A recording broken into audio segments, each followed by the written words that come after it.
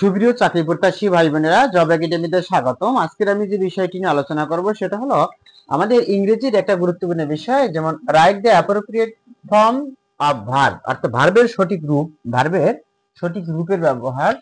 এটা কিন্তু ম্যাক্সিমাম পরীক্ষা আসে এবং এগুলো কিন্তু কঠিন পরীক্ষা হলে আপনাদের ইংরেজিতে যে ইংরেজিটা এমনিতেই তো সরকারি চাকরি লিখিত পরীক্ষা গ্রেড 11 থেকে 20 গ্রেডের সরকারি চাকরি ইংরেজি অংশটা খুবই গুরুত্বপূর্ণ। এবং write the appropriate forms of verb, ভার্বের সঠিক রূপটা আরো একটু গুরুত্বপূর্ণ, কারণ ইংরেজিতে একটু কঠিনই হয়। আমার এখানে পাঁচটি আমি রাইট ফর্মস অফ ভার্ব লিখে রেখেছি, এই পাঁচটির আমি সমাধান করব। আশা করি এই পাঁচটিতে যে কোনো একটি আপনার পরীক্ষা হলে কমন পেতে পারেন। এটা অন্যান্য পরীক্ষা এসেছে সেখান থেকেই সংগ্রহ করা। যেমন মাসুদ রানা গেভ আপ পেলে, এইটা ব্র্যাকেট দেওয়া আছে, আমার এই ভার্বটা ব্র্যাকেট দেওয়া আছে। আমরা জানি যে রাইট ফর্মস অফ ভার্ব করতে গেলে আমাদের টেন্সের রুলস জানা লাগে, ভয়েস টেন্সের রুলস জানা লাগে, রাইট ফর্মস অফ ভার্বের রুলস জানা লাগে। অর্থাৎ ইংরেজির কিন্তু অনেক বিষয় জানতে হয় এই রাইট ফর্মস অফ ভার্ব, অর্থাৎ ভার্বের সঠিক রূপের ব্যবহার করতে হলে। এটা কিন্তু একটু ক্রিটিক্যাল এবং কঠিন জিনিস, কারণ অনেকগুলো বিষয় এটার সাথে জড়িত। এখন যদি আপনি টেন্স, ভয়েস টেন্স, ন্যারেশন এগুলো সব যদি শিখে যদি পরীক্ষা দেওয়ার চেষ্টা করেন তাহলে তো অনেক সময় লাগবে। এগুলোও দেখবেন, অর্থাৎ বিভিন্ন পরীক্ষায় যেগুলো আসে সেগুলো দেখবেন, এবং ফেসবুক পেজ বা ইউটিউবে যে ভিডিওগুলো দেওয়া থাকে বিভিন্ন ছাত্রী, সেই ভিডিওগুলোও দেখবেন। আর বই থেকে রুলস গুলো বা নিয়মগুলো পড়বেন। এক্ষেত্রে যে বিষয়গুলো পরীক্ষা আসে, যেমন নাম্বার, জেন্ডার, এগুলো সব শুরু থেকেই একবারে সুন্দর করে পড়বেন। কিন্তু পরীক্ষার প্রস্তুতির জন্য বইতে যে বা বিভিন্ন পরীক্ষার যে প্রশ্নগুলো আছে সেগুলো তো অবশ্যই সমাধান করবেন। যেমন Masud Rana gave up play football when he got admitted to college. এখন এই গেভ আপ অর্থাৎ ত্যাগ করা, এখানে গেভ আপের পর ভার্বের সাথে যে ভার্ব থাকে ভার্বের সাথে আইএনজি যোগ হয়। গেভ আপের পর ভার্বের সাথে আইএনজি যোগ হয়, অর্থাৎ জিরান্ট হয়। অর্থাৎ ভার্ব প্লাস আইএনজি, ভার্বের সাথে আইএনজি যোগ হয়ে যদি এটা ভার্ব এবং নাউনের কাজ করে তখন সেটাকে জিরান বলে। তাহলে আমাদের এখানে গেভ আপের পর যে ভার্বটা আছে সেই ভার্বের সাথে আইএনজি যোগ হবে।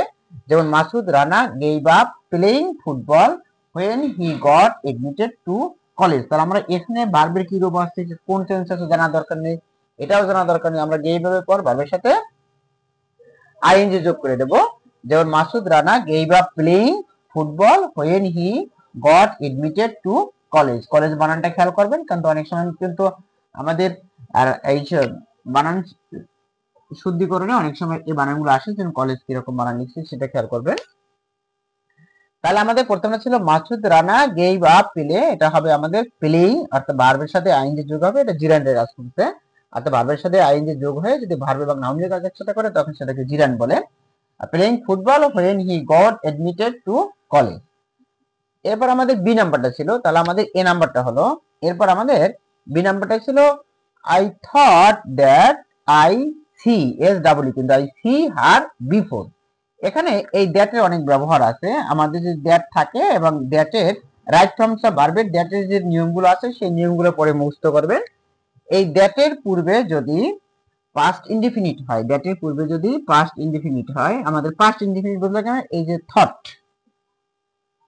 দ্যাটের পূর্বে যদি এটা যদি আমাদের পাস্ট ইনডিফিনিট হয়, থট থট থট, এটা আমি পাস্ট থট দ্যাট, তারপরেরটা হবে আমাদের পাস্ট পারফেক্ট। এটা যদি পাস্ট ইনডিফিনিট হয় তারপরেরটা হবে আমাদের পাস্ট পারফেক্ট, তারপরেরটা হবে পাস্ট পারফেক্ট। তা পাস্ট পারফেক্ট হচ্ছে গঠন হলো যে আমাদের subject plus had plus V3 plus object, subject plus had plus V3, অর্থাৎ ভার্বের past participant form plus object.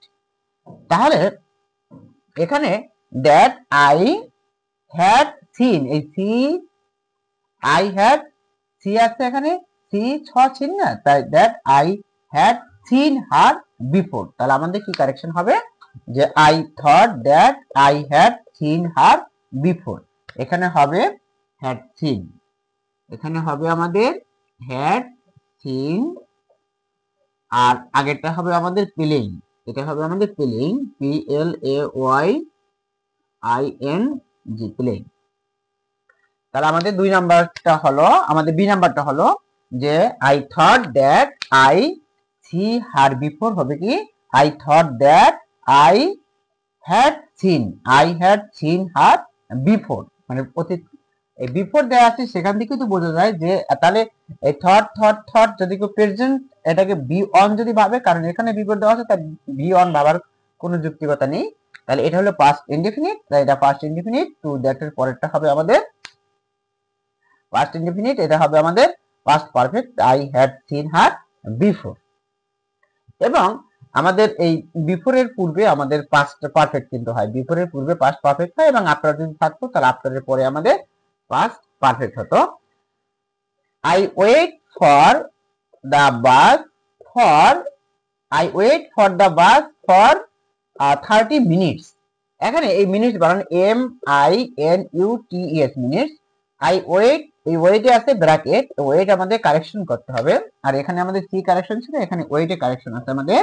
I wait for bus for the bus for 30 minutes, অর্থাৎ 30 মিনিট ধরে সে বাসের জন্য ওয়েট করছে, অপেক্ষা করছে।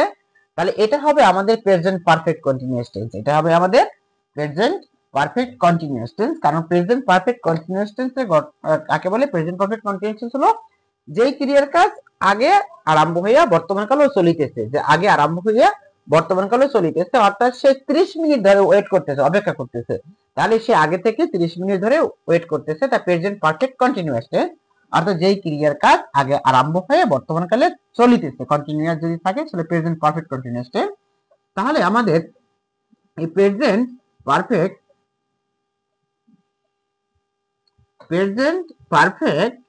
কন্টিনিউয়াস প্রেজেন্ট পারফেক্ট কন্টিনিউয়াস টেন্সের গঠনটা কি? প্রেজেন্ট পারফেক্ট কন্টিনিউয়াস টেন্সের গঠন হলো সাবজেক্ট প্লাস হ্যাভ অথবা হ্যাভ বিন অথবা হ্যাজ বিন, হ্যাভ বিন অথবা হ্যাজ বিন, সাবজেক্টের নাম্বার এবং পার্সোনালিটি, হ্যাজ বিন প্লাস ভার্বের সাথে আইএনজি যোগ, ভি ওয়ান এর সাথে আইএনজি যোগ প্লাস অবজেক্ট, অর্থাৎ ভার্বের প্রেজেন্ট ফর্মের সাথে আইএনজি যোগ প্লাস অবজেক্ট। তাহলে এক সাবজেক্টের নাম্বার এবং পার্সোনালিটি হয় হ্যাভ বিন বসবে, না হয় হ্যাজ বিন বসবে, এবং যে কোনো কন্টিনিউয়াস টেন্সে তো ভার্বের সাথে আইএনজি যোগ হয়, সেটা হোক প্রেজেন্ট কন্টিনিউয়াস, সেটা হোক প্রেজেন্ট পারফেক্ট কন্টিনিউয়াস, সেটা হোক past continuous to past perfect continuous, সেটা future continuous to future perfect continuous, যে কোনো কন্টিনিউয়াসই ভার্বের সাথে আইএনজি যোগ হয়, এবং আর এদিকে ভার্বের রূপটা বিভিন্ন টেন্স অনুযায়ী পরিবর্তন হয়। তাহলে প্রেজেন্ট পারফেক্ট কন্টিনিউয়াস টেন্সে সাবজেক্ট প্লাস হ্যাভ বিন অথবা হ্যাজ বিন প্লাস ভার্বের সাথে আইএনজি যোগ প্লাস অবজেক্ট। তাহলে হবে কি I have been waiting for the bus for 30 minutes, এটা হবে কি যে আই হ্যাভ বিন বসবে আমার এখানে, এখানে কারেকশনটা বসবে যে I have been waiting for the bus for 30 minutes. এরপরে আমাদের ডি নম্বরে ছিল are they know to you. Are they know to you আমরা কিন্তু এটা জানি যে are they known to you, কিন্তু কেন হয়েছে? এটা হলো প্যাসিভ ফর্ম, এটা হলো প্যাসিভ ফর্ম। তা প্যাসিভ ফর্মে ভার্বের পাস্ট পার্টিসিপল হয়, ভি থ্রি হয়। তাহলে আর দে নন টু ইউ, এখন প্যাসিভ ফর্ম এই যে টু বসছে কেন? কারণ সবসময় বাই বসে না, কিছু কিছু ওয়ার্ড আছে যেগুলোর ভিতরে যেগুলো পরে টু বসে, অ্যাট বসে এবং উইথও বসে বাইয়ের পরিবর্তে। যে বাইয়ের পরিবর্তে কিছু কিছু ওয়ার্ড আছে বাইয়ের পরিবর্তে উইথ বসে, উইথ অর্থাৎ একটি থেকে প্যাসিভ উইথ বসে, অ্যাট বসে এবং উইথ বসে, অ্যাট বসে, এগুলা কিছু কিছু ক্ষেত্রে, এবং টু বসে, উইথ বসে, অ্যাট বসে এবং টু বসে। তো এই ক্ষেত্রে নো ভার্বের পরে টু বসে, যেমন আর দে নন টু মি, এটা হলো আমাদের প্যাসিভ ফর্ম। তা প্যাসিভ ফর্মে ভার্বের পাস্ট পার্টিসিপল ফর্ম বসে, অর্থাৎ ডি থ্রি বসে। তাহলে হবে কি are they known, A N O W N, যে are they known to you. এরপরে আমার একের শেষে যেটা আমি লিখে রেখেছি, a serious play, A-C-R-I-O-U-S, a serious play with a sad ending, with a sad end is called a tragedy। অর্থাৎ একটা সিরিয়াস প্লে, একটা নাটক যেটার শেষের দিকে বিয়োগাত্মক থাকে বা দুঃখ থাকে, এবং এদের যে প্রধান যে চরিত্র তাদের যদি মারা যায় বা বিয়োগাত্মক হয়, সেইটাকে বলে আমাদের ট্র্যাজেডি। সেটাকে বলে কি আমাদের ট্র্যাজেডি, সেই সকলকে বলে আমাদের ট্র্যাজেডি। তাহলে ট্র্যাজেডি হলো a serious play with a sad ending. তো এই ক্ষেত্রে আমাদের এই এন্ডিং বসবে, ENDING, এন্ডিং বসবে। তাহলে এ serious play with a sad ending, এখানে যদি আমার এইটা শূন্যস্থানে থাকতো তাহলে অবশ্যই আমি ট্র্যাজেডি লিখতাম, কিন্তু এটা কিন্তু ট্র্যাজেডির সংজ্ঞা। A serious play with a sad ending is called tragedy. এটা কিন্তু ট্র্যাজেডি নাটকের সংজ্ঞা, যে ট্র্যাজেডি কাকে বলে। ট্র্যাজেডি হলো a serious play with a sad ending is called tragedy. যদি আমাদের এই এন্ডে আছে তো এন্ডিং হবে, যদি আমাদের এখানে থাকতো কল দিয়ে থাকতো কল্ড হইতো, যদি আমাদের এখানে শূন্যস্থান থাকতো তাহলে আমরা ট্র্যাজেডি লিখতাম।